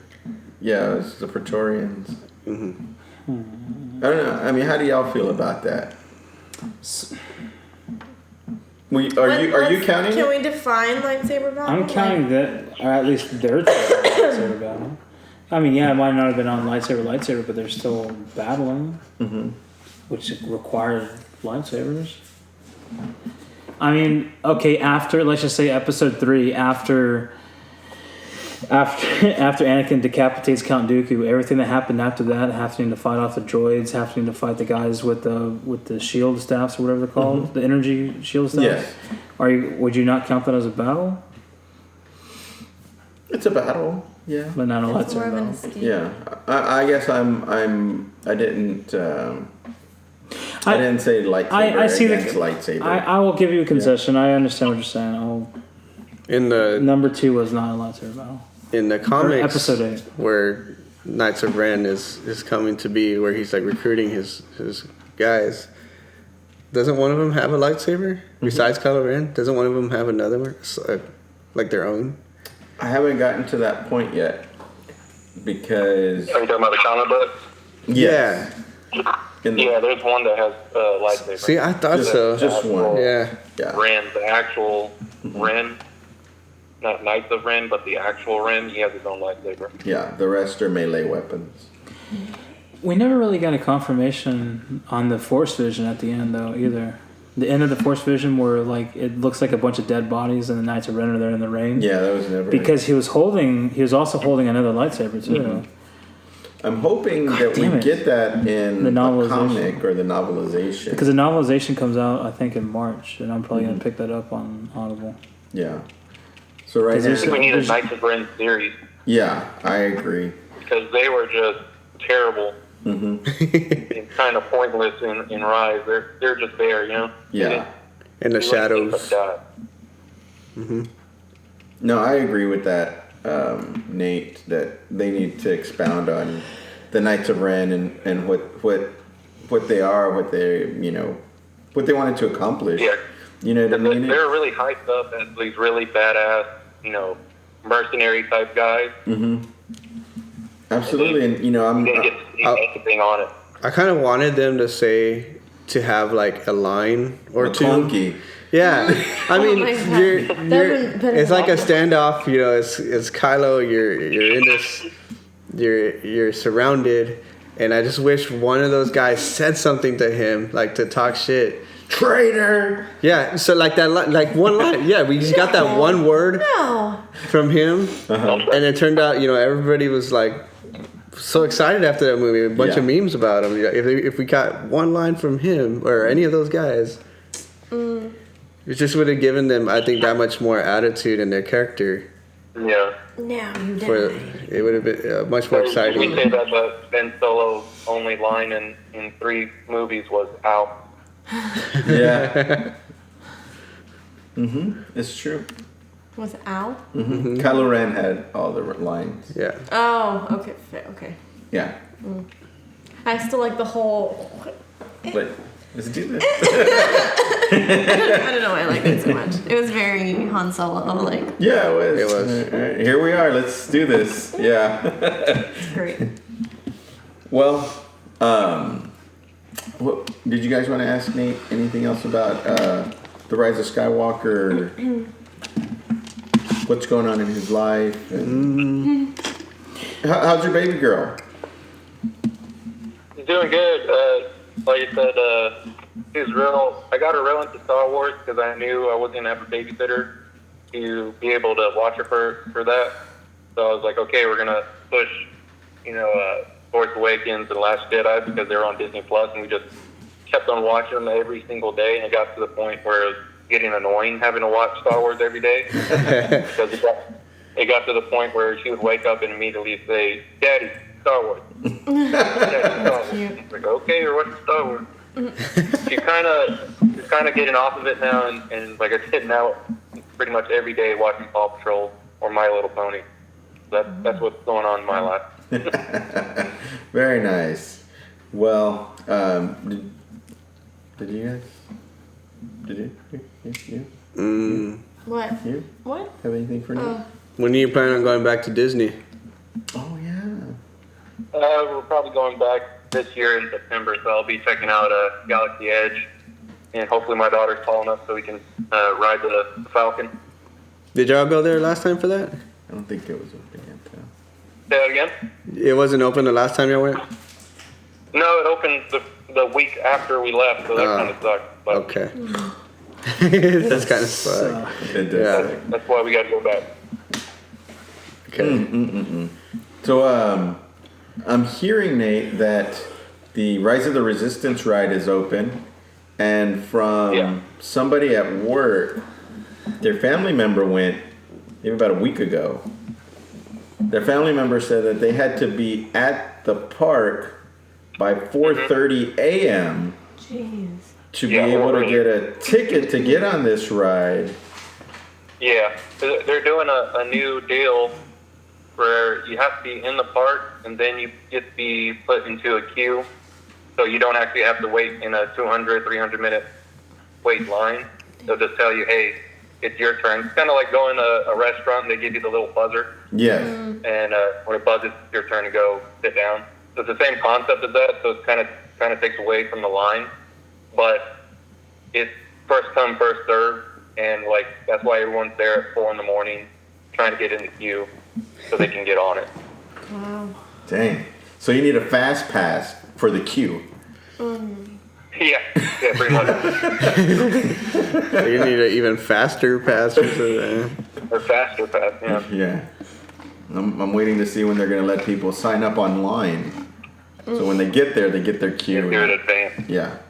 You don't have to be there. I'll be over there probably September, and we'll be, making droids, making lightsabers, The build the droids. riding in the Falcon. Yeah, so I'm trying to save up money for all that. It's Nice. kind of price. Well, Nate, would you have any objections of once you've come back from that experience? Because I don't think any of us are going to be going any time from now to September unless Micah has, a couple of grand in his back pocket to go. You never know. You never know. He did give Tim a $5 bill that seemed fake earlier. So He's printing his own money right now. But love to have you back to get your experience, your full, experience of building droids and lightsabers and being on the Millennium Falcon and all that cool stuff. I'll say this for anybody who listens. Subscribe to the TikTok and you'll be able to see the experience there. Oh, sweet. That's awesome. Thank you, Nate. Yes, the videos you're putting on TikTok are for the Force Choke podcast are amazing. You're an extension of us there, and we truly appreciate all the hard work and thought you put into all the videos you put on there, man. Proves one thing, that this guy smashes. Oh my god. I would say that video, I made it at a stoplight at a U-Haul, moving to my new house, and it just popped in my head. And that's been the most popular video I've posted. It has like over 200,000 views and like 200,000 likes or something like that. It's crazy amount. Wow. I was like, I hope no one from work sees it. Well, that's awesome, man. Keep up the great work. I'm in the process right now of revamping our website, Force Choke website. So I'm gonna try to put links to all of our social media on there, including the TikTok. So we can get you some more people to go watch these cool videos that you're doing for us, man. We truly appreciate it. Yeah, no problem. I'd put you on the payroll, but we don't have one right now. Possibly in the near future. I think Tim has his own payroll. How much we got in the piggy bank now, Tim? $2. Yeah. Well, hopefully here in the near future as well, we want to look into possibly getting some sponsorships. I know Tim's going to be heading that up, right, Tim? Well, I guess I'm going to try to do that, yeah. So we may get a bankroll here coming pretty soon, and if we do, I'd love to send some of that your way, because man, 200,000, that's a lot of likes and views. I mean, that's a lot of exposure. So man, keep up the great work and share those videos with us as well, because I put those on. I'll edit some of them as you've seen, and you can repost them if you'd like. So, but it's a lot of fun, man. Mm-hmm. And so I don't know if you guys have any other things for Nate, because I know Nate, you got your girl with you. Don't want to take up too much more of your time. All right, guys. Well, it's fun. Back with us. Yeah, man. Thanks for joining us, Nate, man. Thanks, Nate. Yes, sir. I'll see y'all later. All right. Have a good one, man. See you, man. That was Nate. Great job, always. Mm-hmm. So, it's an earthquake. What else you guys got for me? That's all I got for us. That was, just almost everything. Don't spoil the episode. Are we going to spoil the episode? We're going to talk about this? What do you guys think? I don't see why not. We have time to spoil the episode. She won't know what we're talking about. She won't know. Yeah. And plus, if you're gonna watch it later. Yeah, I'll probably watch it when I get home. Yeah. There's no grand reveal anyway. Oh, okay. No.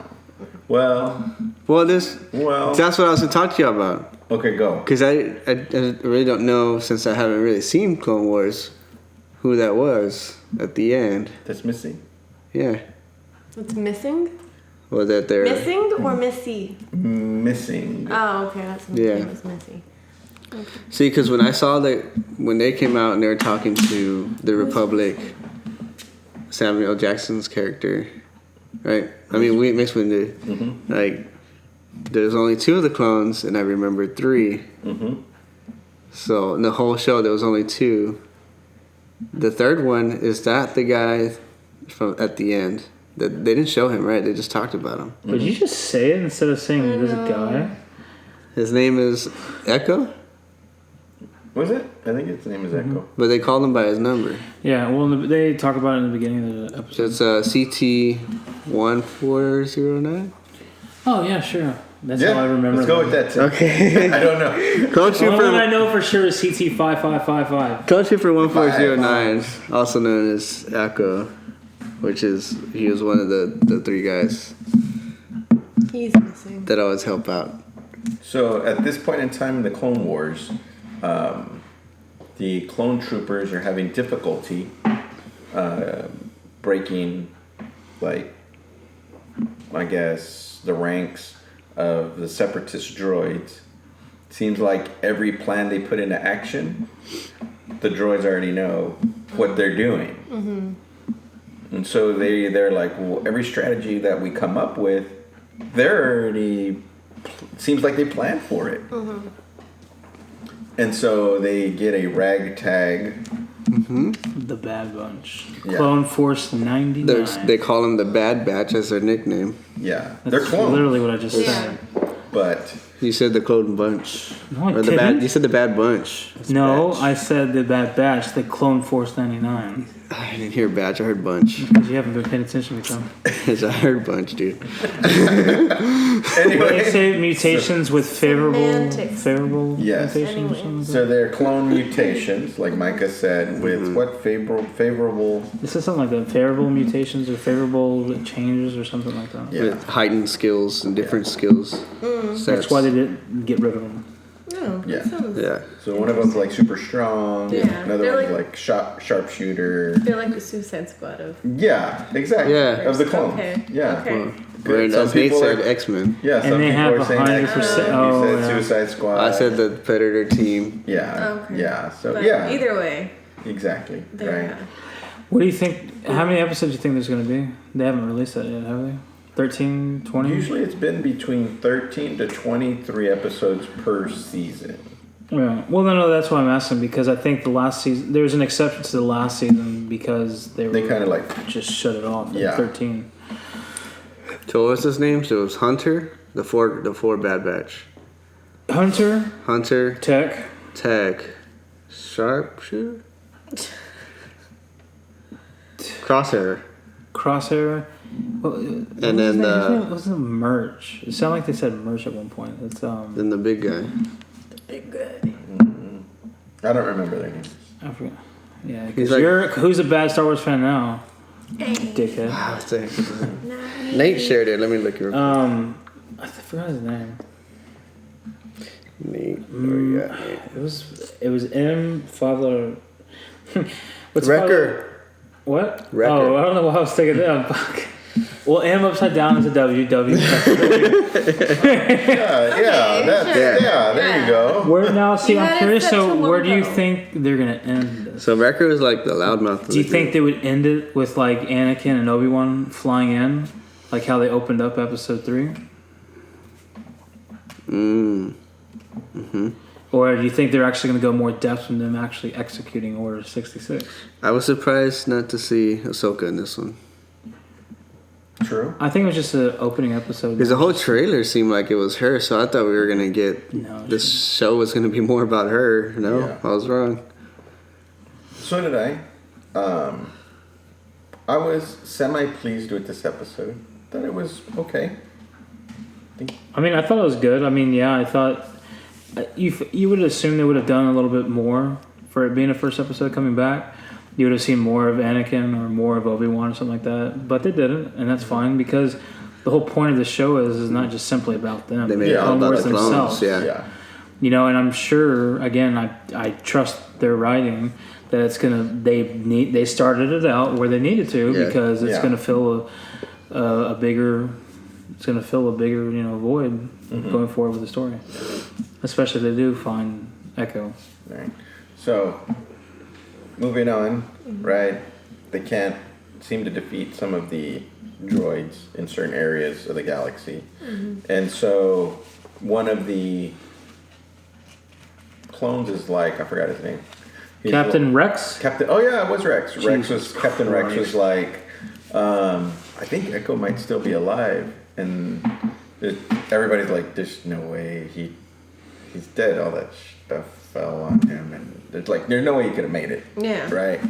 And he's like, no, I think he is, because like the patterns that the droids are using, they said something like has his name all over it. Mm-hmm. Well, it's because Rex made these battle plans with Echo. Or Echo was there when they made the battle plans. Right. And he was the only other person that would have known. And obviously it's not. Yeah. It was Captain Rex executing these battle plans that are faulting. Mm-hmm. Like the first one would be very favorable for the clone troopers, but then everything else after that would be just terrible. Yeah. So this one ends kind of like where this ragtag team goes with some of the clone. Like, okay, let's go see if he's still alive. Possibly. On a covert option. It's not option but covert. I wonder if they turned So him. twice in the show, it's like the clone troopers. Rex, I think, was the one that said this is a delicate operation. Like, and then they said it again, being a delicate operation, but the guys didn't care. Yeah. If it was delicate, like they have 100% success rate in their operations, so that's why they hired them. Yeah. And they said during the show, well, why do you think they hired us, over to do this job for you guys? Yeah. And you want me to follow your operation rules? Like, you want me to do what you're saying? Yeah. And then he does it anyway because Hunter convinces the rest of the team, the rest of the Bad Batch, like, just do what he says. Yeah. But he still has fun and a mess with the enemies. Yeah, I think he's kind of like that, because when they get to their destination, he's like, all right, let's go do our thing. Yeah. You know what I mean? That's what I'm thinking. So it seemed very short, because like Micah said, it was like, what, 20-something minutes? 25 long? minutes? I think with the opening and the caption, it was like 23 to 43 or something. So very, very short. I mean, regular length for one of their episodes. Yeah. But it seemed really, really fast, really short. Didn't get too much story. Like I said, those are the main points, right? Yeah. They're like, hey, one of our teammates dead, assuming he's dead. We're battling the droid. Seems like they have all our plans. Why? Because me working with this guy, it seems like he might still be alive. And what I'm thinking is, like, they think they have him hostage. He's telling them the plans. Maybe they're torturing him. Yeah. Maybe they're doing some kind of mind manipulation where they're reading his thought patterns. Who knows? Let's go see if he's still alive and go get him. That's pretty much the premise of that episode. To me, that's if I'm wrong. Is that what it seemed like to y'all? Yeah. Right? Well, it started off not like that. They weren't going for him, right? No, that's how it ended. They're just going to infiltrate the droids. Yeah, they were. Yeah, because they're in the middle of the Clone Wars. Yeah. Oh yeah, because it starts off with them just talking like we're having Well, issues. I thought he meant like they knew about him to start No. with, and then they went to go get him.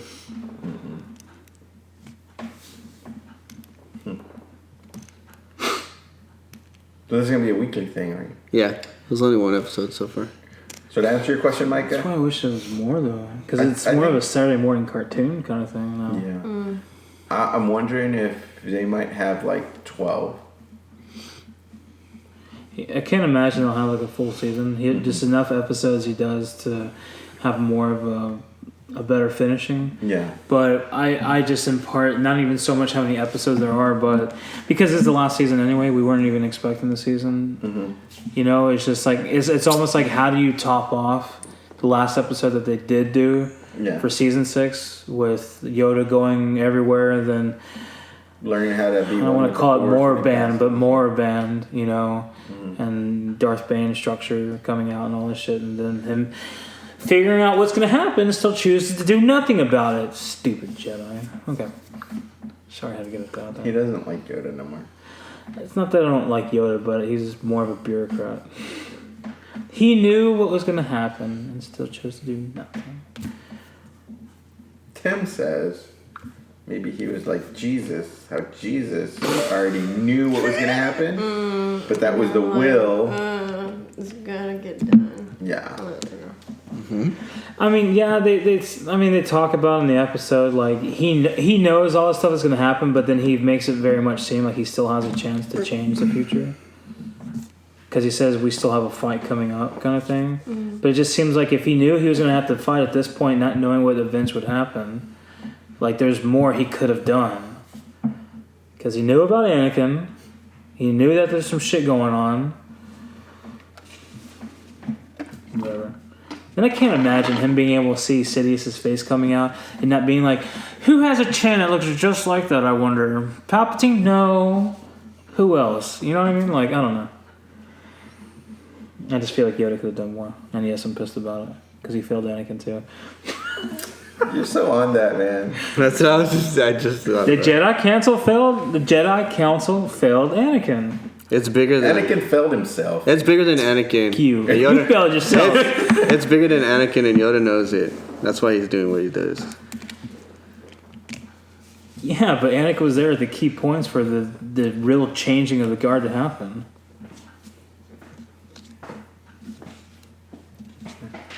I don't know. You don't know. Nancy. Nancy. All right, who's going to wrap this episode up? Tim? Micah. Oh, so you're going to edit all this? What? Tim's going to close it out. I am? You are? You are. Okay. Which episode is this again? 3. 63. Episode 62, that's it, bye. That's what he did last time. He was like, Tim, wrap it up. Okay, that's it. Oh, God. Yeah. Thank you for watching episode 63 of the Force Choke Podcast. This is the Council. Mm-hmm. I am Micah. This is Tim. Bad fan. And Lewis. Bad fans of Luke. No. Anyway. YouTube. Facebook. Oh, hang on. Business card. Instagram. Yeah. There's a business card. TikTok. TikTok. Audio podcast now available on Apple. It's on Spotify now too. Spreaker. But is it on Spotify? I don't know. Okay. Well, it's on Apple. It's on Spreaker. Check Spotify. We're adding. We're still waiting for verifications. We're adding to like Pandora, Google. I think it's on Google already. But I mean, if you don't have an Apple iPhone, I don't know what you're doing with your life anyway. You probably still can download that app. So, but audio version is there as well. So, yeah. And hashtag us. Hashtag us. Hashtag us. Hashtag us, add us. Add the us. Force. So can I get like a The stamp and Force just walk by Choke Tim and go Podcast. hashtag? No, because that doesn't make any sense. Yeah. Okay. So again, All your social medias. thank All you. of it. Episode 63. 63. Right, Tim? Yes. Wrap episode 63. Wrap. Wrap it.